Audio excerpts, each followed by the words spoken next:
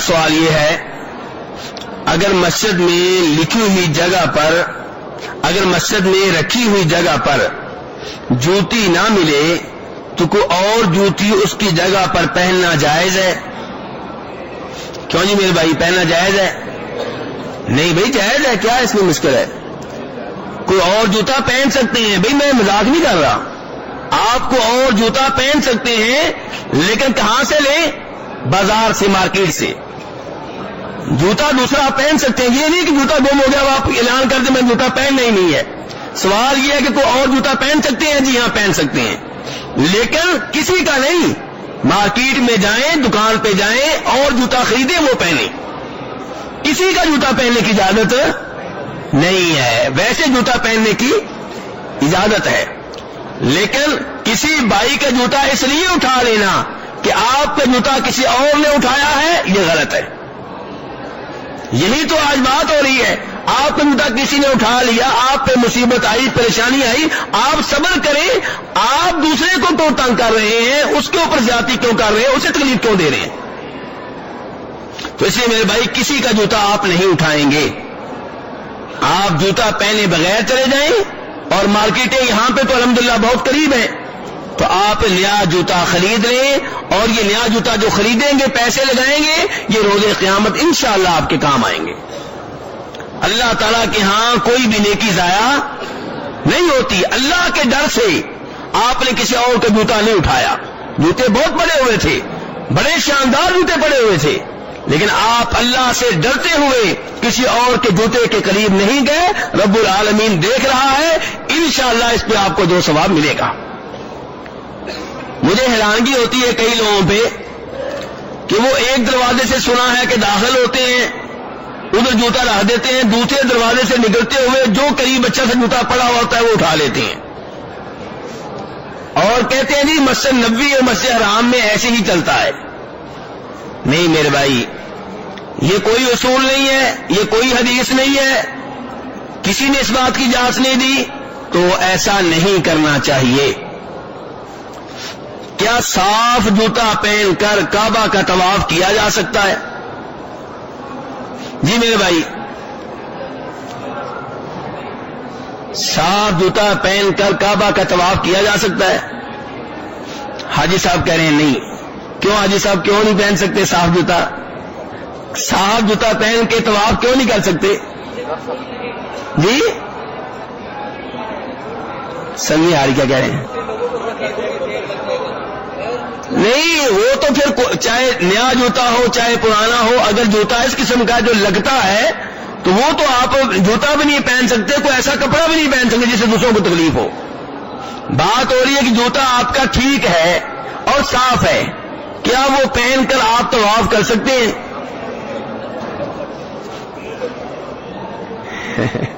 حاجی صاحب کہہ رہے ہیں کہ بے ادبی ہے، تو حاجی صاحب اپنی جگہ پہ جو ان کے پاس معلومات ہیں اس کی بنیاد پہ وہ کہہ رہے ہیں، تو اب مجھے آپ کے سامنے احادیث رکھنا پڑیں گی۔ میرے بھائیوں، پہلی حدیث، اور میں نے آج کیا بتایا آپ کو کہ اللہ کے رسول سے محبت ہر چیز سے زیادہ ہو۔ اب آپ کے معاشرے اور کلچر نے آپ کو یہ سکھایا کہ جوتا پہن کے، صاف جوتا پہن کر طواف کریں گے تو بے ادبی ہوگی، تو اب میں آپ کو حدیث سناؤں گا حوالہ دے کر، اب ہم نے دیکھنا ہے کہ ہم نے کس چیز کو مقدم رکھنا ہے۔ امام ابو داؤد رحمہ اللہ روایت کرتے ہیں جناب ابو سعید خدری رضی اللہ تعالیٰ عنہ سے، صحابی کا نام کیا جی؟ ابو سعید خدری۔ وہ کہتے ہیں کہ نبی علیہ الصلوۃ والسلام ہمیں نماز پڑھا رہے تھے، اور آپ نے نماز کے دوران جوتا اتار دیا۔ نماز کے دوران کیا کیا؟ جوتا پہلے کیا کیا ہوا تھا؟ اس کا مطلب ہے کہ پہلے پہنا ہوا تھا، آپ نے جوتا اتار دیا۔ اور یہاں پہ حدیث ابھی میں مکمل کرتا ہوں، کئی لوگ یہ کہنا شروع کر دیتے ہیں وہ تو اللہ کے رسول تھے، ہم کو رسول تھوڑے ہیں۔ تو میرے بھائی، ہمیں کس کی پیروی کرنے کا حکم دیا گیا ہے؟ نبی علیہ الصلوۃ والسلام کی۔ کیا ہم کسی اور کو اپنا نمونہ بنائیں گے؟ اللہ نے یہی تو کہا ہے لَقَدْ كَانَ لَكُمْ فِي رَسُولِ اللَّهِ أُسْوَةٌ حَسَنَةٌ، کہ اللہ کے رسول تمہارے لیے بہترین نمونہ ہیں۔ ہم نے آپ کے نقش قدم پہ چلنا ہے. چند ایک چیزیں ہیں، چند ایک چیزیں جن میں اللہ تعالیٰ نے نبی علیہ الصلوۃ والسلام کو امت سے ہٹ کر کچھ خصوصیات دی ہیں. باقی تمام احکام میں ہم آپ کے پیروکار ہیں. جو آپ کے لیے جائز ہمارے لیے جائز، جو آپ کے لیے ممنوع ہمارے لیے ممنوع. ہاں چند ایک احکام ہے، چند ایک. مثلا آپ نے کتنی شادیاں کی تھی؟ جی 11. اور ہم کتنی کر سکتے ہیں؟ 4. یہاں پہ نبی علیہ الصلوۃ والسلام امت سے مختلف ہیں. تو چند ایک چیزیں ایسی ہیں، وہ زیادہ نہیں ہیں، اور ان کی دلیل ہونی چاہیے. جن میں لوگ کہہ دیتے ہیں جی یہ نبی علیہ السلام کے ساتھ خاص ہے، خاص ہونے کی دلیل ہونی چاہیے. ورنہ جو بھی آپ نے حکم دیا، جو بھی عمل کیا، جیسے آپ نے کیا امت بھی کرے گی، جیسے آپ نے کہا امت بھی کہہ سکتی ہے، کیونکہ آپ ہمارے رسول ہیں، ہمارے نبی ہیں، آپ ہمارے امام ہیں، ہم آپ کے مقتدی ہیں. تو نبی علیہ السلام نماز پڑھا رہے ہیں. ابو سعید خدری فرماتے ہیں کہ آپ نے نماز میں جوتا اتارا. اس سے تو یہ بھی پتا چلا کہ نماز میں حرکت ہوئی ہے کہ نہیں ہوئی؟ جوتا اتارتے ہوئے حرکت ہوتی ہے کہ نہیں ہوتی؟ اور نماز میں موبائل کی گھنٹیاں بند نہ کرنے والوں، نبی علیہ الصلوۃ والسلام نے نماز میں جوتا اتارا ہے کہ نہیں اتارا؟ تو اب اگر آپ کے موبائل کی گھنٹی نماز میں بج رہی ہے، ساز والی گھنٹی ہے، گانے والی گھنٹی ہے، موسیقی والی گھنٹی ہے، نماز میں بند کریں گے کہ نہیں کریں گے؟ بند کریں گے. لوگوں کی نماز خراب نہ کریں. تو نبی علیہ السلام نے جوتا اتار دیا. ابو سعید خدری کہتے ہیں آپ کو دیکھ کر ہم نے بھی جوتے اتار دیے. اس کا مطلب ہے کہ صحابہ کرام نے بھی جوتے پہنے ہوئے تھے. کس چیز میں؟ نماز میں. نماز سب سے عظیم عبادت ہے.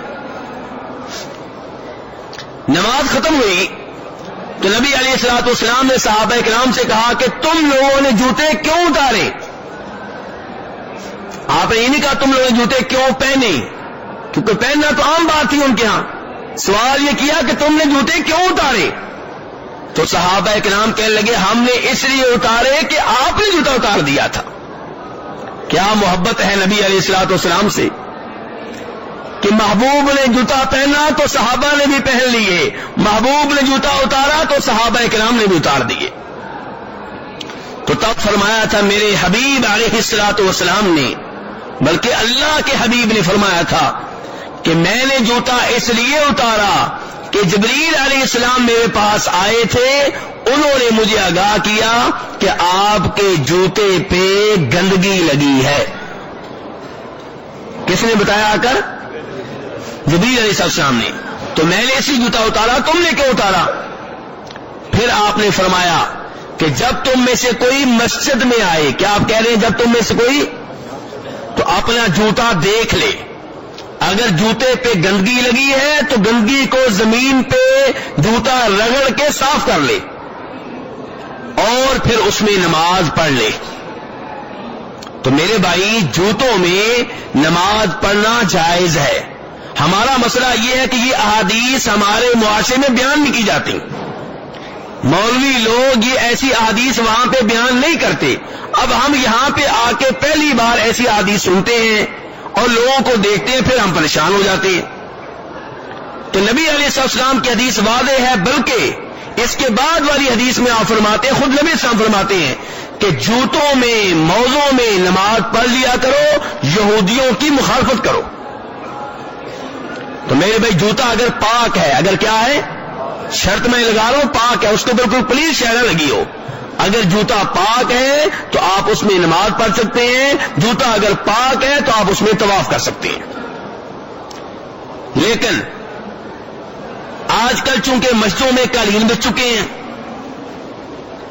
آج کل مسجدوں میں کیا بچ چکے ہیں؟ قالین. تو اس لیے ایسی مسجدوں میں پاک جوتا بھی اس وقت آپ نہ پہنیں جب اس پہ مٹی لگی ہو یا وہ پرانا ہو، کیونکہ قالین خراب ہوگا، پلید نہیں ہوگا، خراب ہوگا. کیونکہ جوتا آپ کا پاک ہے، جوتا پاک ہے پھر بھی نہ پہنے، کیونکہ قالین مسجد کا کیا ہوگا میرے بھائیوں؟ خراب ہوگا. جیسے آپ کے کپڑے پہ سالن لگ جائے، آپ کے کپڑوں پہ مٹی لگ جائے تو مسجد میں پہن کر آئیں گے؟ حالانکہ سالن پاک ہے یا نہیں؟ پاک ہے، لیکن نیل پہن کر آئیں گے کیونکہ مسجد کے لحاظ سے مناسب نہیں ہے. مٹی لگی ہے آپ نہیں پہن کر آئیں گے، مسجد کے لحاظ سے مناسب نہیں ہے. تو اس لحاظ سے چونکہ آج کل مسجدوں میں قالین وغیرہ بچ چکے ہیں تو آپ ایسا جوتا پہن کر نہ آئیں. لیکن اگر کہیں کسی گاؤں میں ایسی مسجد ہے جہاں پہ قالین نہیں بچھے ہوئے اور آپ کا جوتا پاک ہے، جوتے کے ساتھ آپ نماز پڑھنا چاہیں پڑھ سکتے ہیں. مسجد کے علاوہ سین میں نماز پڑھ رہے ہیں، کسی میدان میں، جنگل میں، صحرا میں نماز پڑھ رہے ہیں، جوتا پہن کے آپ نماز پڑھ سکتے ہیں. تو یہی حکم میرے بھائی طواف کا ہے. طواف بھی آپ پاک جوتے میں کر سکتے ہیں جو صاف ہے، جس کے اوپر کوئی پولیس شہر نہیں لگی ہوئی. نماز میں صف کے درمیان اگر خالی جگہ رہ جائے تو کیا نماز ہو جائے گی؟ میرے بھائی اس حالت میں نماز خطرے میں پڑ جاتی ہے. اس لیے اگر آپ سے پہلے والی صف میں جگہ خالی ہے تو آپ پہلے اس صف کو پر کریں، مکمل کریں. نبی علیہ السلام فرماتے تھے، ابو داؤد میں حدیث آتی ہے، الا تصفون کما تصف الملائکۃ عند ربها، تم اس طرح صفیں کیوں نہیں بناتے جس طرح فرشتے صفیں بناتے ہیں اپنے رب کے ہاں. تو صحابہ کرام نے پوچھا کہ اللہ کے رسول علیہ الصلوۃ والسلام ہمیں بتائیے کہ فرشتے کیسے صف بندی کرتے ہیں اللہ کے سامنے. تو آپ نے فرمایا یتمون الصفوف الاول ویتراصون فی الصف، کہ وہ پہلی صفوں کو مکمل کرتے ہیں اور باہم مل کر کھڑے ہوتے ہیں. دو آدمیوں کے درمیان فاصلہ نہیں ہوتا، مل کر کھڑے ہوتے ہیں. جب یہ احادیث آپ نے بیان کی صف بندی والی تو صحابہ کرام نے ان کے اوپر عمل کرنے کا حق ادا کر دیا. جناب انس ابن مالک کہتے ہیں، نعمان ابن بشیر کہتے ہیں، دو صحابی، روایت بخاری کی اور ابو داؤد کی، کہتے ہیں کہ جب ہمیں یہ حکم ملا صف بندی کا، باہم مل کر کھڑے ہونے کا، تو ہم یوں کھڑے ہوئے کہ پاؤں سے پاؤں مل گئے، ٹخلے سے ٹخلے مل گئے، کندھے سے کندھے مل گئے. تو اس لیے دو آدمیوں کے درمیان یہ جو ہم فاصلہ چھوڑ دیتے ہیں نہیں چھوڑنا چاہیے، آپس میں مل کر کھڑے ہونا چاہیے.